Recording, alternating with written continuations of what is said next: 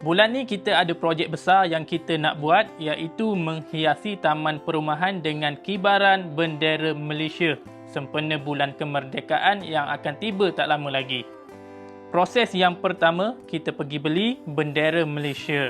Nak jalankan projek ni makan modal juga, sponsor-sponsor pun tak ada, jadi kita kutiplah sedikit sebanyak daripada penduduk taman.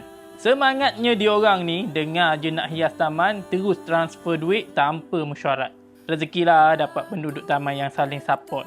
Okey, bendera pun dah beli, marilah kita teruskan projek. Untuk proses hari ni, kita fokus kepada bendera gantung terlebih dahulu.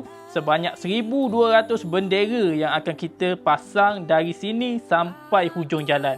Nak ikat bendera gantung pun kita main random je. Memandangkan tiang kayu tak banyak, kita main ikat je kat tiang garaj, tiang solar, pokok dokong. Bedal je lah, janji boleh gantung. Hari ni tak sempat kami nak siapkan sepenuhnya disebabkan start lewat, jadi kita sambung di hari kedua pula.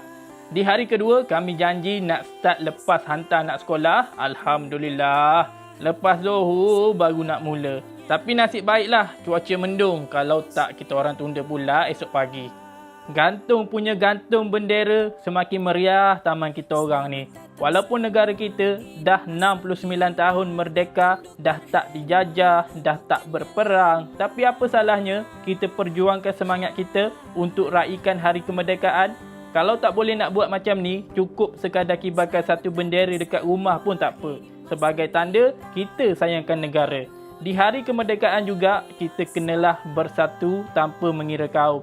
Sama-sama kita sambut merdeka untuk memperingati pejuang-pejuang kita yang bermati-matian mempertahankan negara sehingga merdeka pada 31 Ogos 1957. Alhamdulillah, kita punya projek gantung bendera pada hari ini dah selesai. Siap dengan gotong royong potong dahan pokok lagi. Ada banyak sebenarnya yang kami nak buat, cuma kena tunggu video akan datang lah. Untuk siapa-siapa yang nak datang ke taman kita orang, nanti dah siap sepenuhnya, baru saya share location. Terima kasih sudi menonton. Assalamualaikum.